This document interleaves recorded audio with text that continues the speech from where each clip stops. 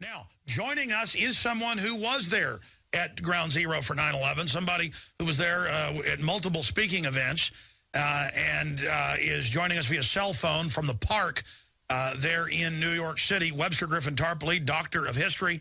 He's also an economist. He's been to Libya just in the last few months and predicted, well, it was already going on in the East, the massacre of blacks. That's now been confirmed. Former congressman who was thought dead but was in hiding in Libya because of the al-Qaeda forces trying to kill him, says he saw NATO troops beheading Libyans and killing blacks systematically. Even Reuters has confirmed that's happening. 30,000 slaughtered so far, a humanitarian war crime. We'll talk about that with Tarpley as well. Webster Tarpley, thank you for joining us. First off, tell us what you witnessed this year, 10 years after the false flag event. Well, Alex, I have to make it clear. I didn't really go to. You couldn't get near these commemorations. You had to be a family member or something. So essentially what I attended was the one big event in the city, which was a rally and lectures against the official story. In other words, the New York that can say no. I was glad to be there.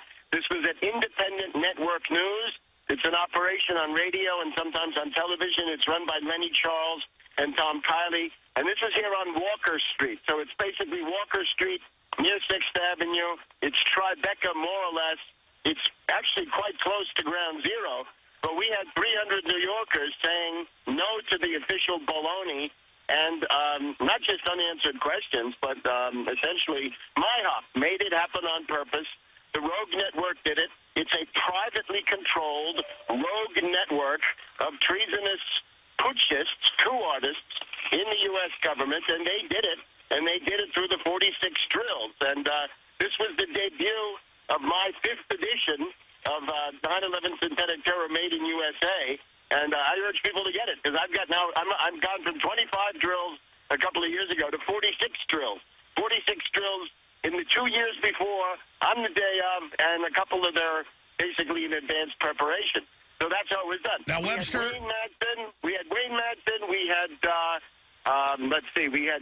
Ray McGovern, we had Gary Knoll, a bunch of other speakers, very good atmosphere. The 9/11 movement, of course, is not what it was. Obama has sucked the atmosphere, the oxygen out of the room.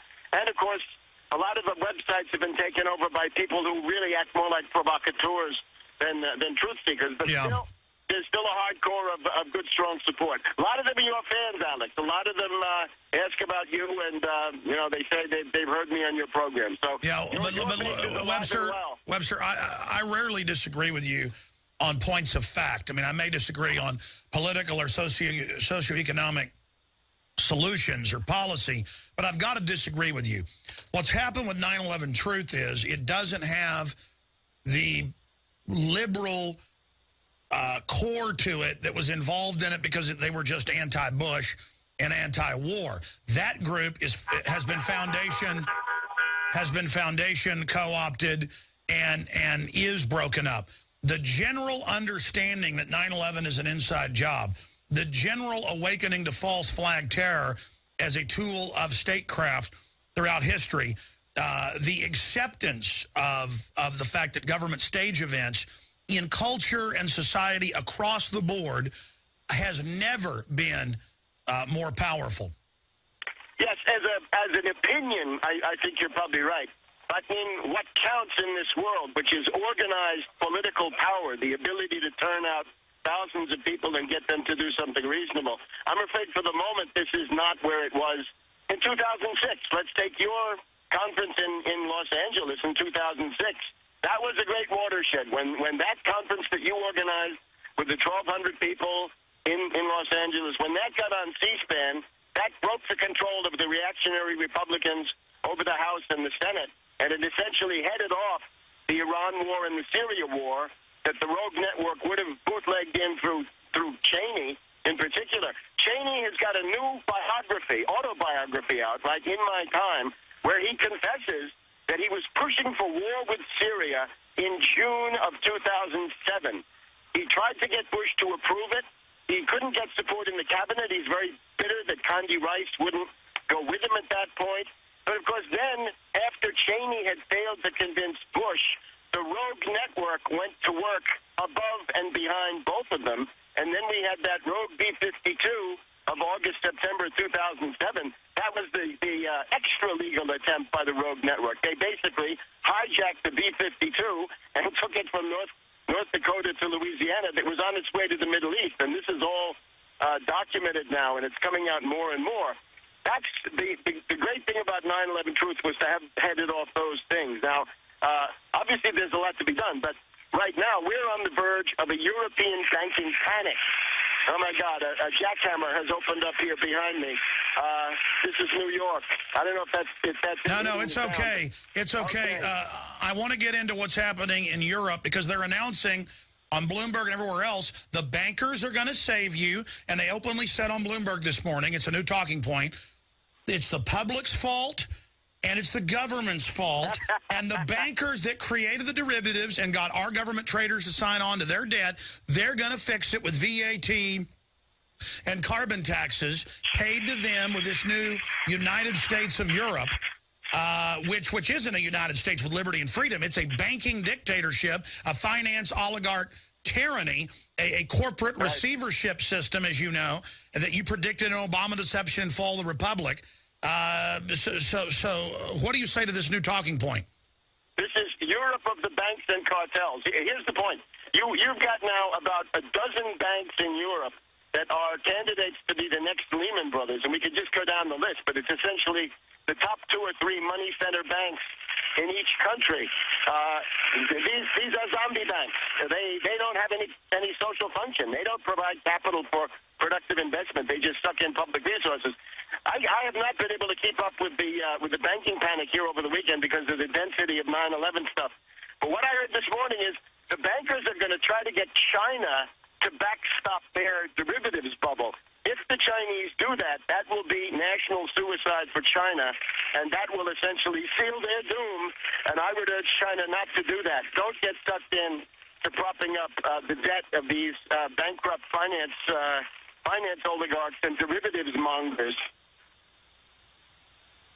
Now, Webster, going back to false flag terror for a moment, then I want to get back into the economy, and then I want to get... By the U.S. and the British. Well, by the corporate oligarchy. Getting back to false flag terror, I'm seeing major acclimation, major ground preparation psychologically, major rollout, preparatory phase for big false flags. They are really hyping it and having army checkpoints with regular police all over the country as a way to condition the public. And then, of course, they can stage terror, blame it on anti-Federal Reserve groups. What is your view on the incredible drum beating that I'm seeing? Well, I posted on Friday night, I think. I put up on my website, Tarpley.net, an alert. Right? That I would say it's time for something like an orange alert. This is because the European banking panic, the U.S. banking panic, it would be very convenient, for example, to declare martial law, and under the cover of martial law, essentially use executive orders to order another bailout. It would be very hard to get a bailout through Congress for the zombie banks. But if the zombie banks blow, they're going to want a second bailout. And I think the only way to do that is under the cover of martial law. There will be demonstrations now. People will be out there fighting against genocidal austerity imposed by reactionary politicians and Wall Street. Well, that's another question. They've now announced what we were told 3 years ago was going to happen. They're getting ready to take at least half the pension funds on top of dollar devaluation that also steals the value of the 20-year and more vets who were under law guaranteed their pension. They're talking openly, saying how great it is to take half their pension fund. And Webster, they may not have to stage anything when they do that. There's a bunch of old vets that are going to get very, very angry. Yes, well, the other thing, of course, is the international picture. Right now, the Anglo-Americans are very upset because their destabilization of Syria is not working, has not worked. The Syrian army, I guess by and large, has crushed the death squads and terrorist commandos of the Muslim Brotherhood and whatever else NATO and the CIA were able to funnel into Syria. And it looks to me like the situation in Syria will now quiet down gradually, although constant attempts by Anglo-American media to create the fiction, the illusion of some kind of a... but what's the end game? Why put Muslim Brotherhood, Al-Qaeda in Egypt and then allow them to torch the Israeli embassy. We know the West is orchestrating that. Why let al-Qaeda attack Syria? Why give Libya to al-Qaeda? And admittedly now missile systems. What comes after that? Why is al-Qaeda so loving? The policy is to destroy the modern state. These are neo-feudalist Anglo-American financiers. They want to smash the modern nation state because that's where resistance from them can emerge and has emerged. They would like to smash Libya. They're in the process of that. They wanted to smash Syria. The same thing would go for Egypt. They would they would like to jettison most of Egypt and simply seize the Aswan High Dam and the Lake Nasser complex and the Suez Canal, and the rest of it can go to hell from the Anglo-American point of view. Israel is also under big pressure. Here on the other side of town, we have the United Nations General Assembly is basically coming together now in the course of this next week. There will be an attempt by the Palestinians to assert their statehood. In other words, the idea that they deserve a nation state, which I think is absolutely correct. They will get broad support from the world community. They may well get the two-thirds in the General Assembly that they need. If it gets to the Security Council, the United States will be forced to cast a very embarrassing, tormented, isolated veto. It'll be basically the U.S. against most of the world on the Palestinian state.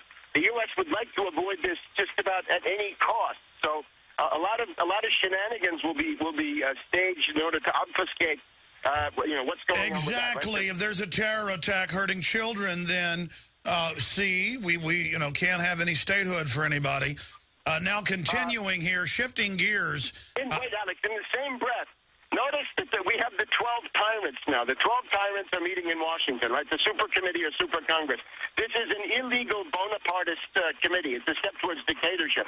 But if the 12 tyrants and the actual Congress and Obama can't agree on a program of genocidal austerity, then there's going to be a guillotine coming down on the Pentagon to the tune of about $60 billion per year. Now, some would say that fact alone would motivate the Special Forces underground, let's say, to go out and pull a false flag stunt just to make sure that they don't lose their budget. Oh, well, over the weekend you must have missed it in a audio interview with Human Events. Rumsfeld, we should play it later.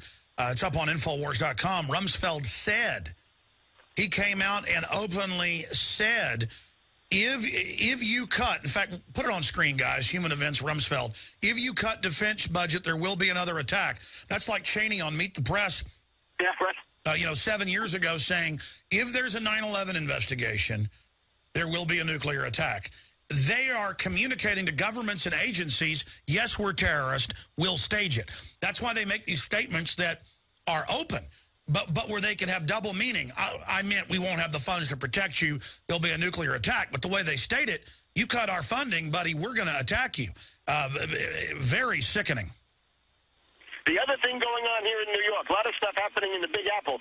Out here in Forest Hills, out in Queens, and then into Brooklyn, we have the Anthony Weiner Congress seat, House of Representatives, and that's an open seat now, so they're having a by-election.